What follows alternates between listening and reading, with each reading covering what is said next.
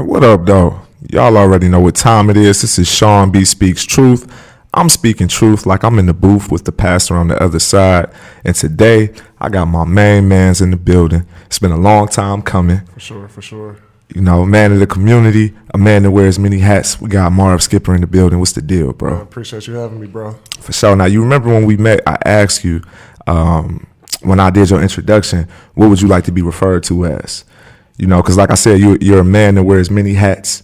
You know, you heavily involved in the community, former athlete, scholar, you know, however you want to call it. But you told me you just wanted to be referred to as a man of God. For sure. If I couldn't do nothing without God, I'm just letting him use me as a vessel for the community, for life, for just everything. So, yeah, man of God is the perfect way to describe me.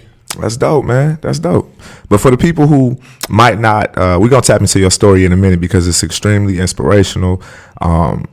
You've showed a tremendous amount of perseverance throughout your life.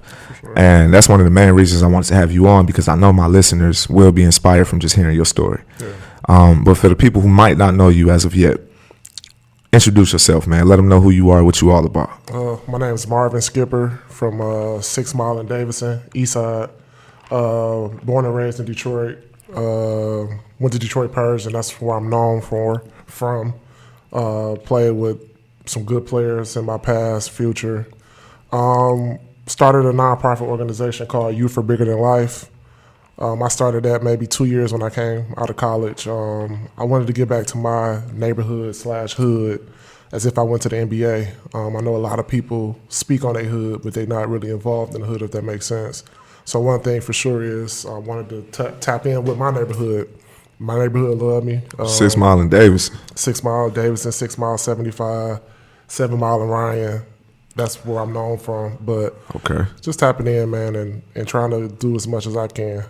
I feel that for sure, man. Starting off by saying, you know, I am who I am, 6 Mile in Davidson, East 6 Mile. I'm the same way. You know, I'm a proud product of Puritan Avenue, you know, born and raised on the west side. And that's probably one of the first things that I noticed about you. The way that I was introduced to you was on social media. And I saw that one of my friends in the Detroit public school system, she was teaching, and you came to her classroom to speak. And instantly, I wanted to know what you were talking about, because the kids seemed as if they were really in tune to what you were saying. And on the picture on Instagram, I want to say, was throwing up 6 Mile. And East side you was throwing up the east side. My bad, my bees. You was throwing up the east side. You had like 20-some kids, and they was all throwing up their hood. You seen 7 Mile Puritan, because I was at Munford, right? 414 down. That's most of them from that area. Yeah. Down for sure. Seeing Finkel everywhere. So I'm like, dang, that's what's up. To the point that you can get your message across to the kids and still be able to relate to them and have them still show a sense of pride in their, you know, neighborhood and not be, you know, corny with it. Oh yeah, well I feel like one thing for sure with this generation, you got to relate to them. They're not respecting, I don't know if you cuss on here, but SHIT, they're not respecting none of that because... Hey, bro, from this point forward, you can say whatever the hell you want to say. Facts. We're going to keep this as real as possible, you feel me? They don't respect shit, you feel me? And if you ain't been through it, they ain't respecting nothing. So my biggest thing is when I talk to the youth, when I kick it with the youth, I let them know, hey, you might see me in this suit and tie, but I'm from the trenches, just like you from the trenches. I went days without eating. My life's been cut off. You know what I'm saying? I've been through that government assistance. I've been through everything you guys been through, but now it's just a little rougher. So I can relate, but if I would have grew up probably in this era, no telling what I would be doing. You know what I'm saying? Just because the sense of urgency is no mentors, no more big homies. Like one of them, I always tell this in every interview, every podcast I ever do. If it wasn't for the big homies in my neighborhood telling me, go home. You don't know, what are you doing out here at 10 o'clock at night, 11 o'clock at night? No, you're not selling no drugs. I don't care. Here goes some money, go home, go to the gym, do this. The kids these days don't have that. Everybody like, they want to sell drugs, they see it on TV, they want to live that life, but thankful for the people who I grew up with, they wouldn't allow that. No, that's real spill, man. I had big homies too. Yeah. And if it weren't for them, I don't think I would be in the position that I'm in, because like you said, I had a lot of people that were older than me in the neighborhood that would tell me that they were doing certain things and then tell me not to do it, which was mind-boggling, right? Because you see somebody getting money and they doing this and they might be having fun, but they stressing to you to not live that type of lifestyle. Yeah, for sure. You know, and as a younger person, that's vital, man, because that's all you see. But the great thing about you is that you put yourself on a stage where, and you allow what you do to be seen. especially like in the community. Like, for example, I seen also on social media before we connected, you was doing a turkey giveaway. Yeah, I do it every year. That's like my 4th year coming up in December. That's dope, man. You was you see the American Gangster. Nino Dipper. Yeah, you was on your Nino tip, bro. That's what I be feeling like sometimes. Somebody got to do it, man. These kids sometimes don't eat. They don't eat at night. If I could, I would. I would do it every day if I could afford it. But I know around Christmas time it get rough when parents got to, hey, do I get gifts or do I get some food? Right. The kids want gifts. They don't. As a kid, I used to hate getting clothes. Yeah. I wanted toys, gifts, stuff like that. And then DTE in Detroit in November, December be high as hell. So yeah, so my thing is I just try to help. That's just my biggest thing is you gotta help somebody, man. If you go through a day without helping somebody, you ain't living. You're not. Every day you should be able to help somebody do something. Words of encouragement, some advice, spreading love, showing some love, giving a couple of dollars, doing something. You just gotta. I'm a big firm believer of putting positive energy into the earth, and it always will come back to you tenfold. That's Bible. So absolutely, man. It seems like you're really in touch with gratitude. Yeah. It's 2 words that come to mind when I think of you and I think of the things that you're involved in and what I've learned so far. It's gratitude. You seem like you're real grateful for the opportunities that have been presented to you. You're grateful for, just being able to continue to do what you want to do. Yeah. And more so than anything, bro, perseverance. Yeah, for sure. Because from your story, man, you have persevered tremendously. A lot of people know about you as far as athletics are concerned. Yeah. You went to one of the most prominent basketball schools in the city of Detroit, Pershing. Shout out to the Doughboys. The country, for sure. Off top. Yeah. Most definitely, man. So tell us a little bit about your journey with basketball and how that has helped shape you and help you become the person that you are today. I always tell us kids, parents, you should always put your kids in some type of sports. Sports teach you so much after basketball. I mean, sports is just so important. It teach you teamwork, teach you responsibility, it teach you to hold somebody accountable. It teach you so much. And when you get done with sports, you gotta eventually either you're gonna start your own business or you're gonna work for somebody. Right. So teamwork is so important with the work world. You know what I'm saying? So it teaches basketball really taught me a lot, especially I know you guys know A.W. Canada, who was my high school coach, Coach Keith, Coach all the Pershing alumni are greats. Right. Me and him to this day, that's one of my biggest mentors. You know what I'm saying? Just all he done for me, even when I got older. Like I can still call on him like, hey man, I'm in a bind.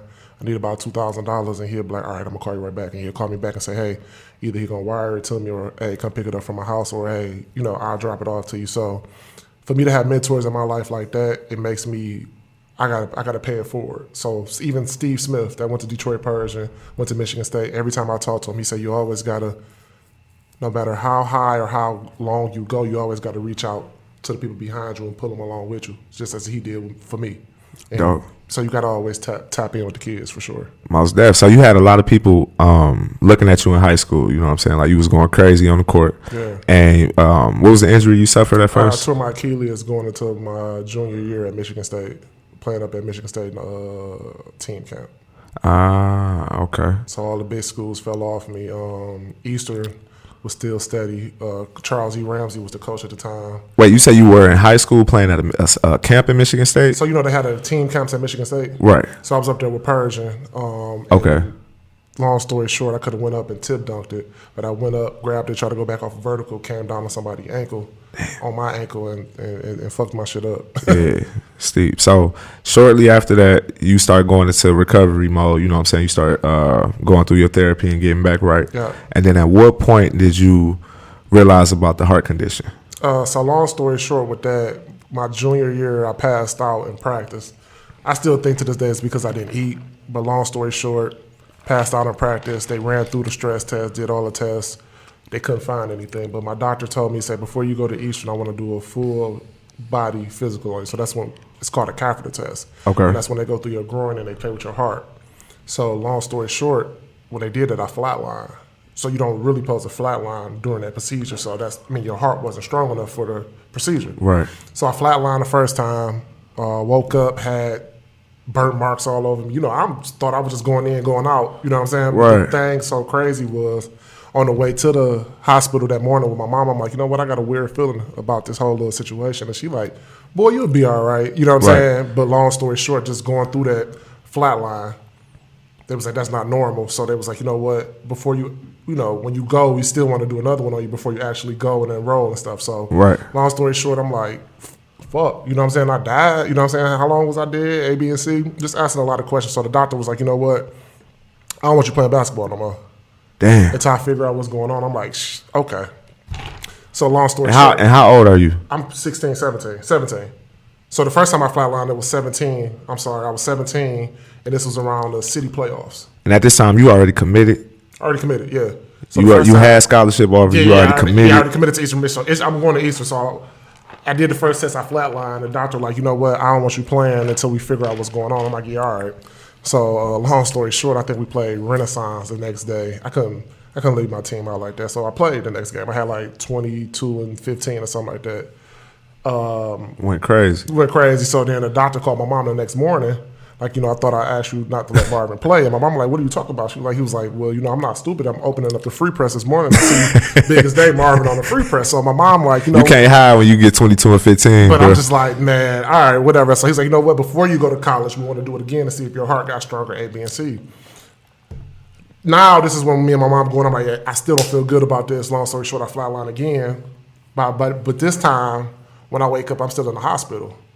So I'm still off the drugs. You know what I'm saying? I'm looking around, and I probably had the most people at Children's Hospital in a waiting room, probably ever. You know what I'm saying? Because when I woke up, I just see high school coaches, middle school coaches, elementary school coaches, cousins. You're like, what the hell is all y'all doing here? What the hell going on? You know what I'm saying? I'm like, but I'm so high off the shit. You know what I'm saying? I'm like, where my mom at? That's the first thing I want to know is where mom's at. So everybody just moved to the side, and I see my mom in the back crying. So I'm like, oh shit, what this mean? You know what I'm saying? So she walked up to me. She was like, I explained to you when you wake up. Yeah. So I just went back to sleep.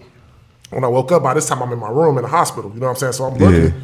So I'm like, what's up? You know what I'm saying? She explained to me what was going on. Me being young and dumb, I just instantly started spazzing on my mom like, what the fuck? This is supposed to be our way out the hood. Baby and C, why would you do this? A, B, and C. But now that I got older, I'm like, shit, anybody mama would have did that if they probably came in there and said, your baby died. What you want us to do? Any mother gonna say. And when you say, like, what decision did she make? Or just to tell you? I was a minor. Right. So me getting a defibrillator had to been up to my mother, if that makes sense. So what you're saying is that the doctors recommended a defibrillator to save my life. Right, the piece to actually like crack your chest open in. Well, they didn't crack. So it's like a little cut right here, and then it's just like a little pocket. So basically right here. Yeah. So they recommended that you get the defibrillator to help your heart. Yeah. But your mom could have turned it down. She could have, but of course not knowing, one, and then two, anytime somebody... Why even play around with it? Yeah, so she's like, do whatever you got to do to save my baby. Also, when you woke up, you already had the defibrillator in. It wasn't no, me and her talk about it or nothing. It was she just did it. Damn. I mean, but that's... But no, I see what you're saying, though. It's like, mom. yeah. If I had a son and they talking about, well, what you want us to do, I don't give a fuck. Save my child. And I'm sure that she followed... That was followed up shortly with... You have this defibrillator now, so now you can't hoop no more. Yeah. And my mom always she always told me always have a secondary plan. That was her biggest thing. Even when I was cold in basketball, she was like, you need a backup plan. Yeah. You always need a backup plan. I'm like, shut up, man. I'll be all right. You know what I'm saying? I just dropped 22 and 15. That's what I'm saying. We're going to be all right. Just keep doing what you're doing, and I'm going to keep doing what I'm doing. We're going to be all right. But now as I got older, I understand what she was trying to tell me. Oh, that's dope, man. And shout out to your mama, man. Yeah. You seen her at the game. That's my OG. Shout out to your mama. I didn't even know that was your mama. Mm-hmm. I was walking by the nachos, the snack stand. Mm-hmm. And I see this lady. She said, baby, you want some nachos? And I was like, no, I'm okay. I think I'm all right. She looked at me. She opened up her eyes. She said, listen, I'm telling you, they good. And I was like, okay, I'll believe you. Boy, son, I was too satisfied. Then I look up, you like, yeah, that's my mama. I'm like, okay, that's what's up. That's what's up. I love the OG, man. The OG really my backbone. That's my backbone for sure. That's what's up, man. So, like, I just want to stress this to anybody that's listening right now. This man had to go through something that many of us never experienced, which is having something taken away from you and it's just totally outside of your control. And not only something taken away from you, something that you were dedicated to, and besides the dedication, actually great at, right? Yeah, facts. And it just changed in a blink of an eye. So I want to let anybody who's listening to this, I really wanted to resonate with y'all. Things in life may happen and it might be outside of your control, but the way that you react and the way that you move forward is what determines your happiness and your standing. Because you talked to Skip today, like I said, or like you said earlier, it would seem as if you played in the league and you came back and you doing what former NBA players doing, bro. You helping the kids out. You in the classroom inspiring people. You still inspiring people on the court, putting games together. You still, helping the community out during the holiday season with turkey giveaways. So I just want you to be an example to anybody in Detroit who's going through it right now, because as you know, a lot of people that we grew up with and people that's in the city right now, they still going through shit. Yeah, it's worse. It's definitely worse. It's 10 times worse now. You see what I'm saying? So anybody who's going through anything, listen to this man's story and be reminded that perseverance is critical, and the way that you move forward is way more important than that instance when something happens that really puts you on a different trajectory. Like, man, I played high school football at Cass Tech, right? So I started off playing. I had never played PAL or anything like that because I was always over the weight limit. I was a big kid. But I get to high school and the shit started going good, right? I'm playing football. I'm playing with my homies. It's going good. And I played croquet. And, I'm from the west side. I ain't really fuck with the east side like that. So I'm already like, fuck croquet. You know what I'm saying? It's an east side school. I blow my knee out. I got a torn ACL, MCL, a fractured tibia bone, and torn tendons. So, fuck my whole knee up, football over with, right? And I had to find my way in terms of trying to figure out what was next, right? I only say that and share that with you to say that shit don't compare at all to the shit that you went through, bro. You see what I'm saying? Like, a lot of people got stories, and I only say that because I was real pent up over that years back, or like when I was going through it, like, damn, like feeling like that's the end of the world, or feeling like you in despair. Yeah, for sure. But you got to be reminded that, like, bro, people go through shit that's way more critical than that, bro. Like waking up in the hospital room, and then even beyond that, people bounce back way stronger. Yeah, absolutely. From steeper shit. Yeah, and it's not easy. It's definitely not easy because through that process, depression, all type of crazy. You know what I'm saying? Yeah. You gotta think, I've been playing basketball since I've been 6. Right. Facts. So that's like 12, 13 years straight. Waking up in the morning 3 days, training with this person, training with that person, playing with NBA players, playing against NBA players. And I'm like, well, shit, if I can play against them, I'm ready. And for that to be taken away from you, it's steep. You see what I'm saying? So at that point, my first 2 years at Eastern was rough, like super rough, like because I was still in that mindset of depressed. You know what I'm saying? I was super depressed. I'm around the team the whole time, but I can't play. People asking me, hey, when are you coming back? I don't know if I can come back or if I can't come back. Right. You probably looking at them compete like, I know I could have helped out this game, or I know I could have. Through Eastern, you know what I'm saying? Because they ran through the bigs. Yeah. So at that time, and then we had Carlos Matlock. Well, I don't know if you're familiar with Carlos Matlock, played at Murray Wright. No. Brandon Baldry played at Taylor Truman like the 06. And then we had Will Cooper, who went to Pershing with me, and then Solomon Ferris, who went to Osborne, which was our rival in high school. We went from being rivals in high school to actually being college roommates, and that's one of my best friends to this day. Dope. So just watching all them playing and losing games and stuff like that, and I'm just like, you know what, I could have helped out. You know what I'm saying? But what would you say to somebody who might be going through a hard time, whether it has anything to do that's tied in with sports or not? Like, what would your advice be to somebody who's trying to like overcome something that they feel like they can't quite shake? There's 3 things I'm gonna tell you. One, you need to get closer with God. That's if my pastor, and I wasn't locked in with my pastor as I am, and being around teammates like the great teammates I had, I don't think I would have got through it. 2, if it's something real serious, you need to find help. You know what I'm saying? I think one thing, as us being African American, we I don't need nobody to talk to. Why I'm gonna talk to that person about my problems, or I don't need to talk. That's for crazy people. No, it ain't. It's if you need somebody to get that, you need to get that stuff off your chest, where somebody's not gonna judge you, and go forward. And then 3, you need to be around people who love you. You got to be around a good count. If it's 1 friend, 2 friends, if it's family, you need to be around love around that time, because that's the only thing that's gonna get you through that tough time. Because when you stay by yourself and locked in them doors, locked in them rooms, you're not gonna get. It's gonna take longer for you to get through it because you're by yourself. So you need to be around love, and you need to get closer with God for sure. And if that doesn't work, then you need to get some help. That's dope, man. That's dope. I appreciate you sharing that, because like I said, my listeners, anybody who hears that, they're gonna be able to take something away from it. Yeah, for sure. Most def, man. Before we get up out of here, Skip, is there anything that you would like to let people be aware of like stuff you got going on, anything going on with the nonprofit, or just anything in the city of Detroit that you might want to do, or anything you trying to put together? Like, let's put it all on the flow. You just let people know. You feel me? Well, December, I got the food drive coming up this year at Pershing. I think I always do it like the weekend before Christmas. So say Christmas fall on a Tuesday or Wednesday, I do it the Saturday before. So that's something for sure I got. I'm working on putting a comedy show together.